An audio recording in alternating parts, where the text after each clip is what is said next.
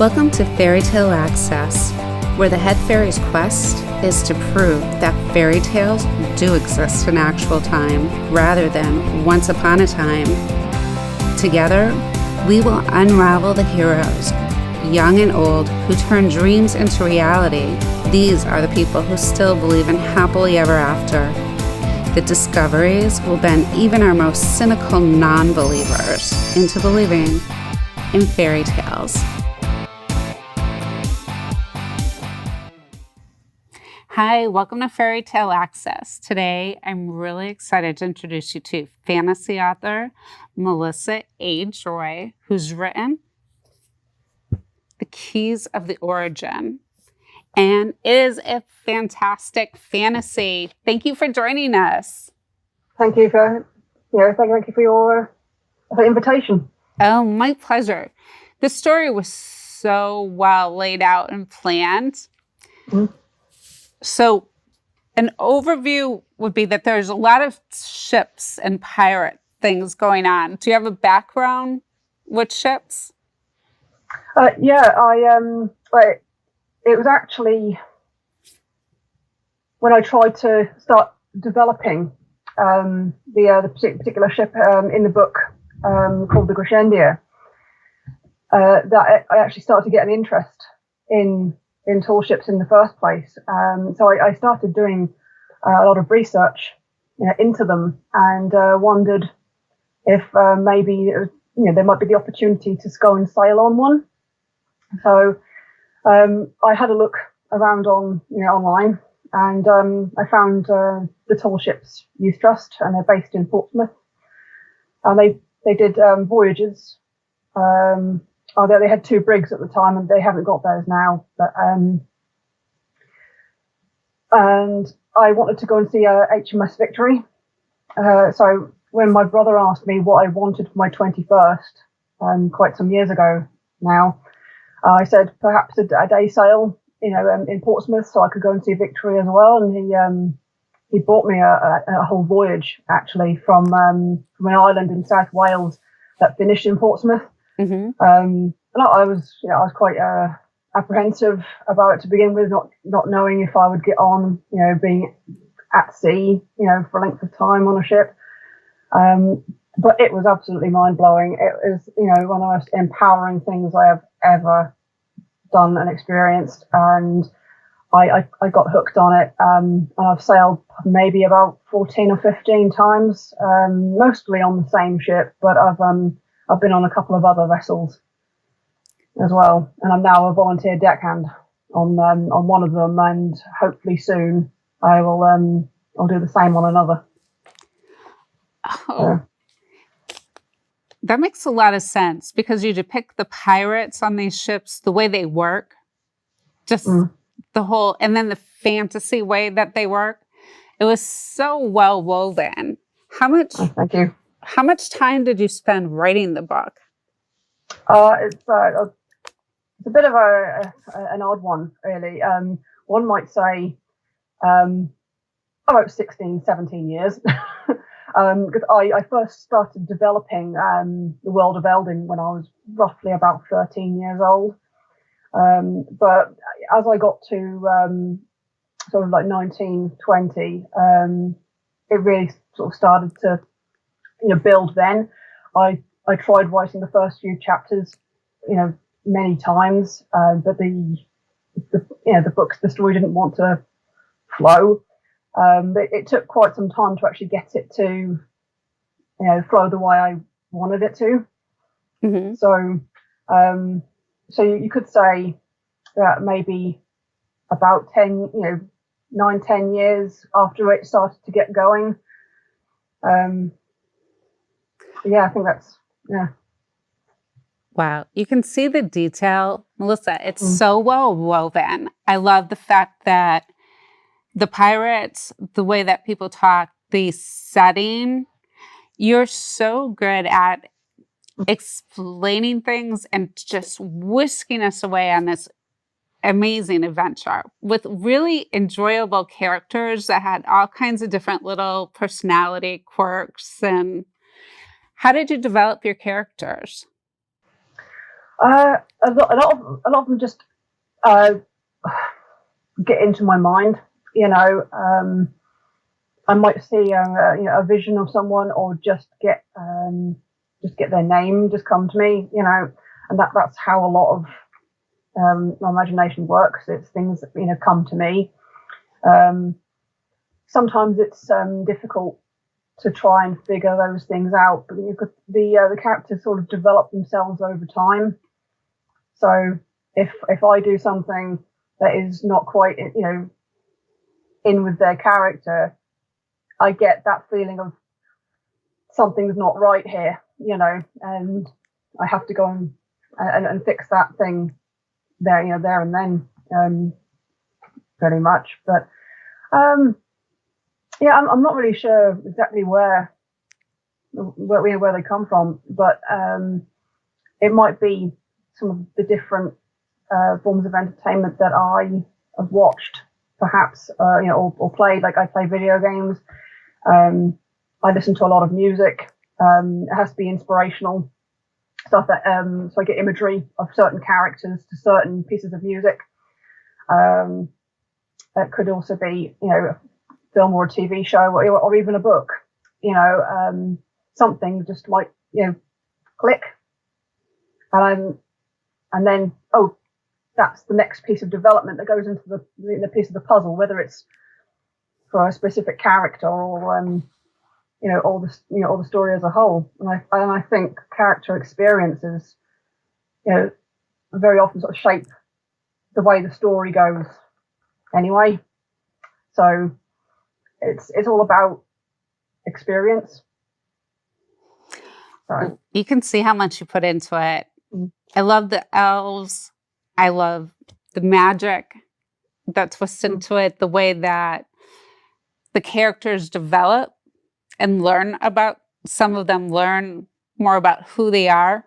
And it was a good cliffhanger where we couldn't wait for the next book. So how long will it take you for the second book? It's like Keys of the Origin has been out about 4 years now. And I've been working on the second in the Science of Balance series since then. So I was hoping it was only going to take 2 or 3 years, perhaps, but I ended up with I think it's what they call autistic burnout. I have Asperger's syndrome, and that's made an impact on my ability to actually get the words down onto the page. So whereas I might have been able to get about 750 words maybe in one session, I'm now barely getting about 200. And when Keys of the Origin is just a little bit shy of 173,000 words.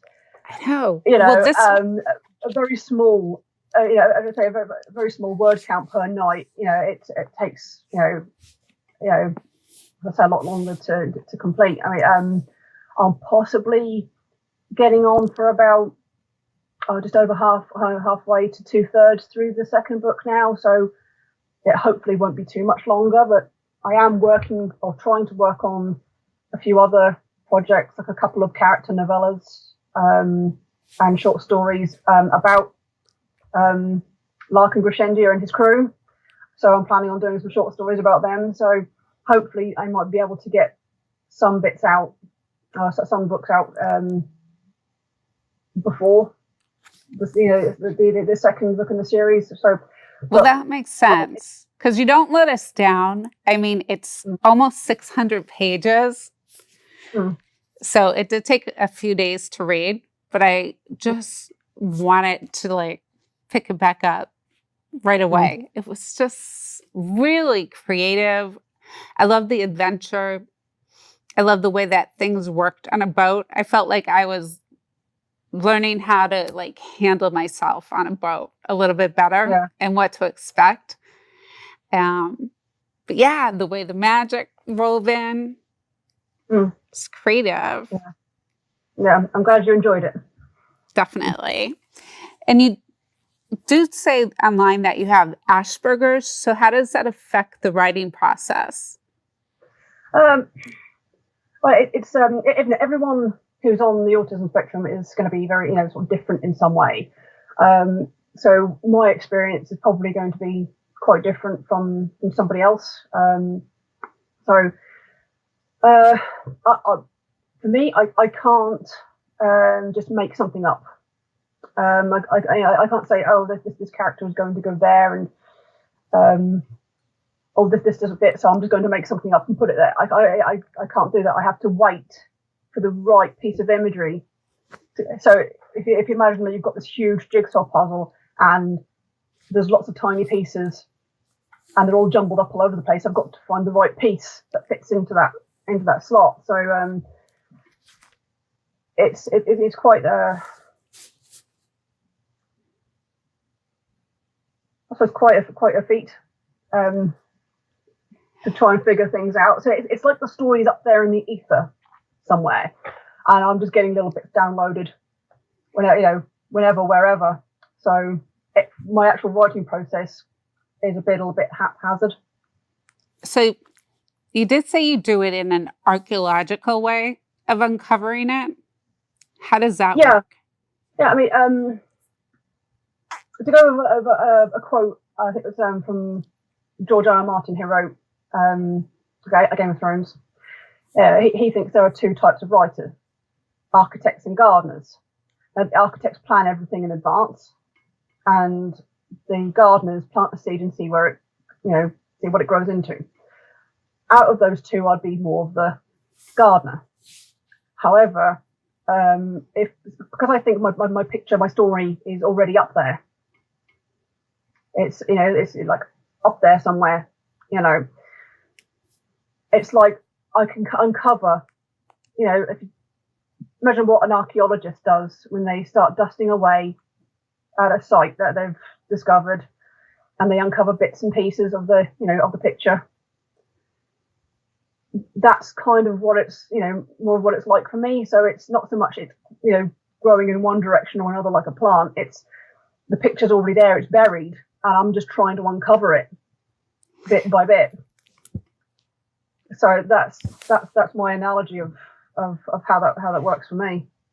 Well, that's great, because that's actually how the story unravels. You're finding out little pieces along the way, and you're just uncovering it. I loved it. And I love how the two main male characters, meet, the way that things progress there. Yeah.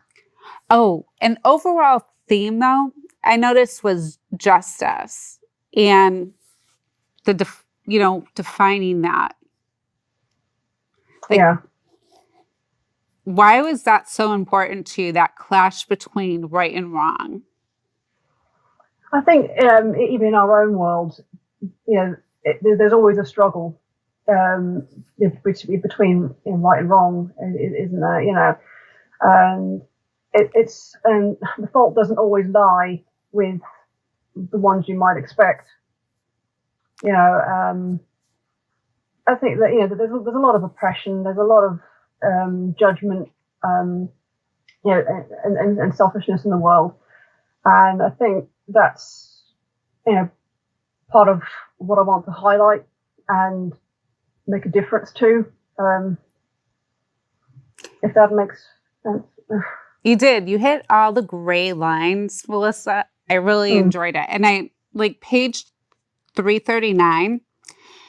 There's this one quote: "The law always claims justification."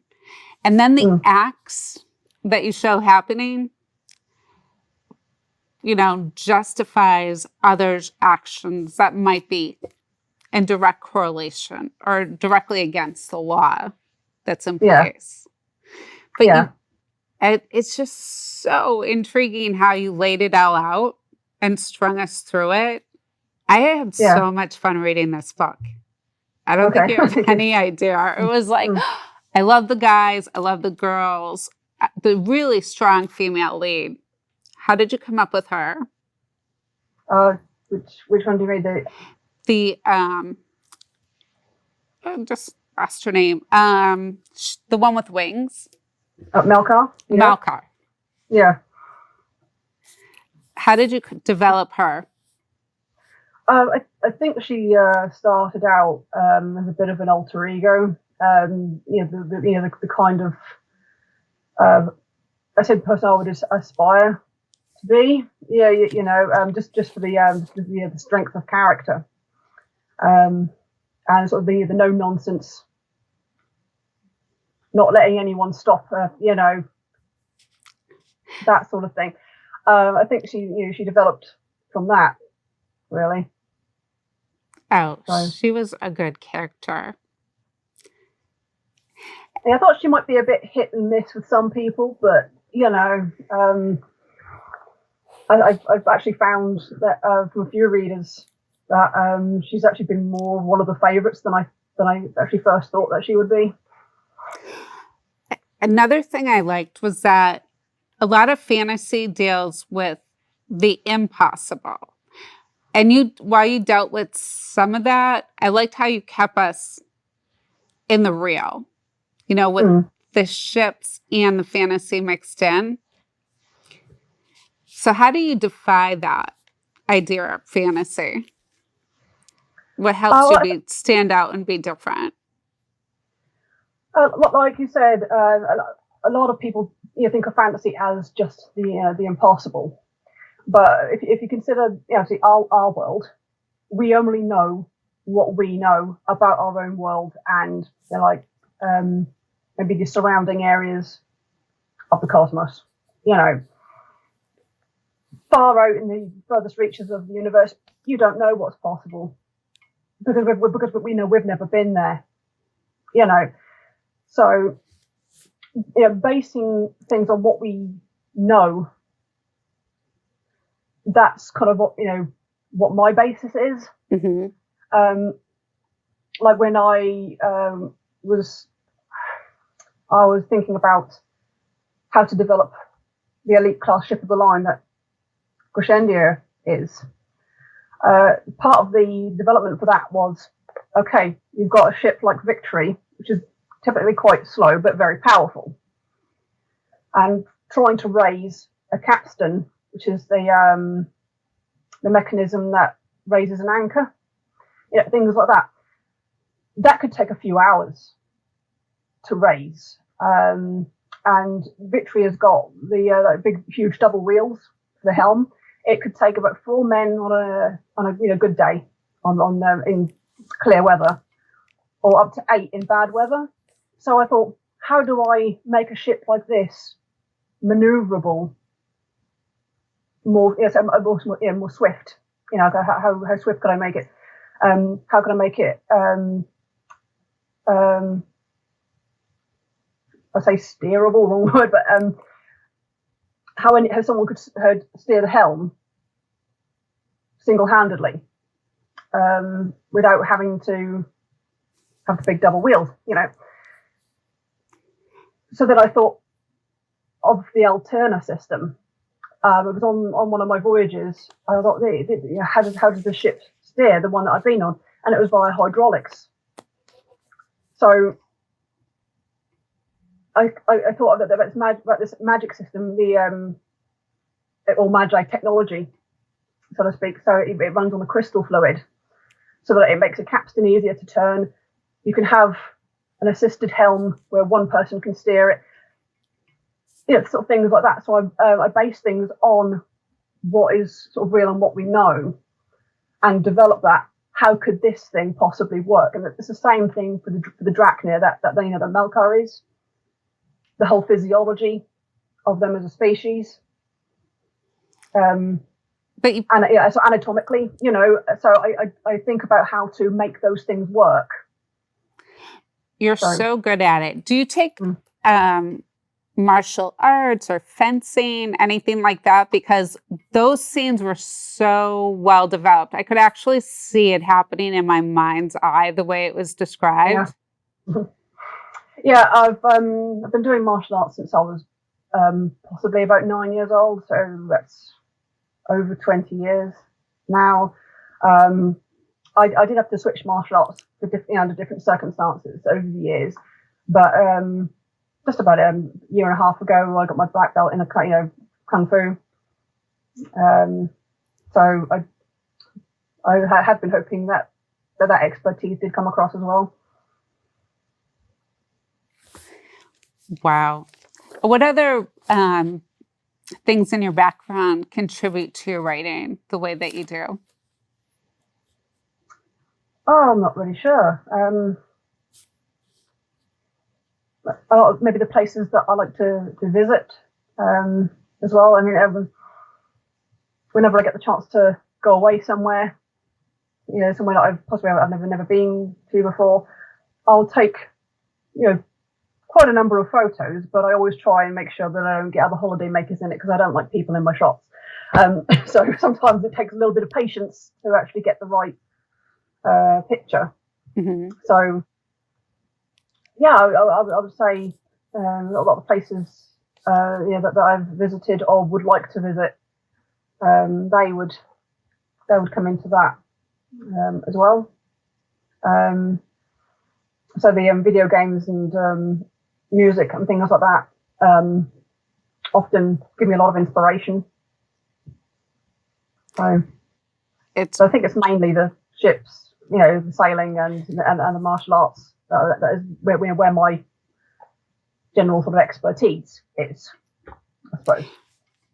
The whole book made you feel more empowered, that these were realistic things when the ship takes off towards, an unknown outlet to escape.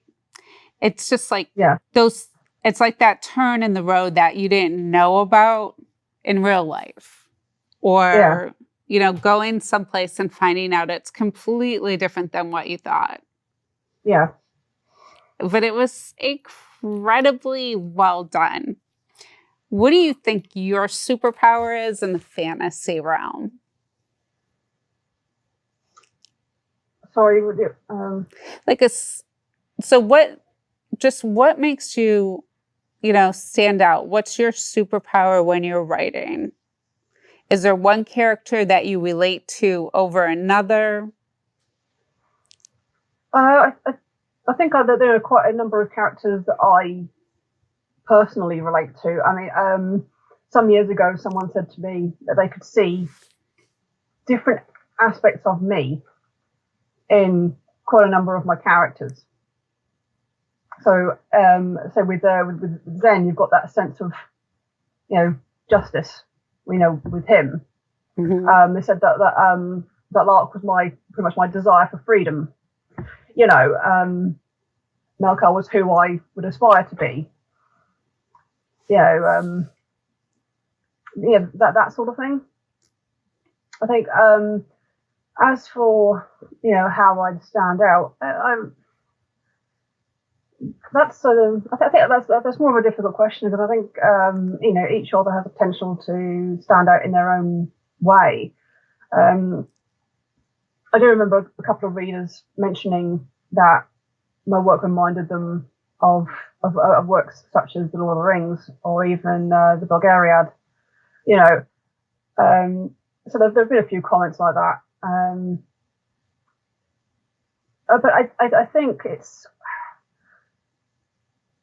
I like to incorporate as much as I can into the characters to make it more character driven, because you have these definitions of what all the subgenres mean in fantasy. So you've got epic or high fantasy, which Lord of the Rings would fall under. There's like sword and sorcery.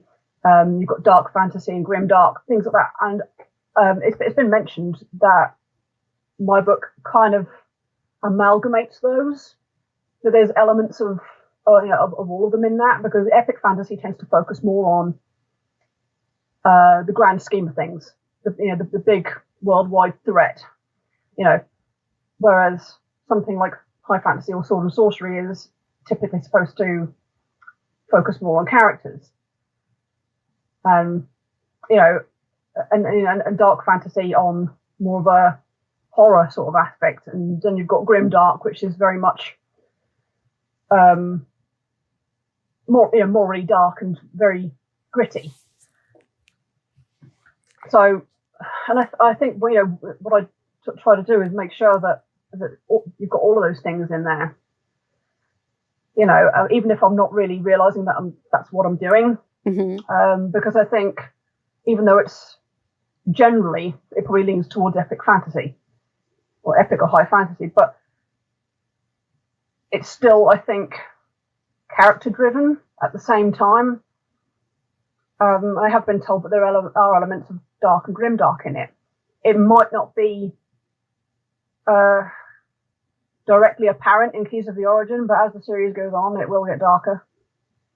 I'm kind of hoping that might come across, that there was a looming darkness, so things would start to become more shadowy over time. Yes, it was great. So I think I would like to think that I stand out more by amalgamating those fantasy subgenres. So maybe it's a bit difficult to tell which is which. I know. I think you did a fantastic job, especially if this is your first novel. It's so well developed, well written, and enjoyable. I had so much fun. I really can't wait to read the second one. So no pressure, but could you work on that faster? I'll try. All right. And what was your favorite book growing up before we close? Do you mean early childhood or anytime? Do you have a favorite book? I don't think I have any specific favourite, but I remember really liking Roald Dahl. I think Mum had to read some of the same books over and over again. Possibly like the BFG was one of the favourites, I think. So that was in my sort of early childhood, I think. Into my teens, I rather liked Maggie Furry. I don't know whether anyone. I think she's one of those authors that not very many people know about now. But I also liked like Dragonlance and Forgotten Realms. I like those, some of those series as well. Into my teens, but definitely Roald Dahl in my early childhood. So I forget how many times my mum had to read that one to me. That's great. Well, thank you again for joining us today and explaining how you created this exceptional world. And until next time, keep asking questions. And if you want a great fantasy novel, the up-and-coming Melissa Joy is the one to read. Keys of the Origin. We'll see you soon.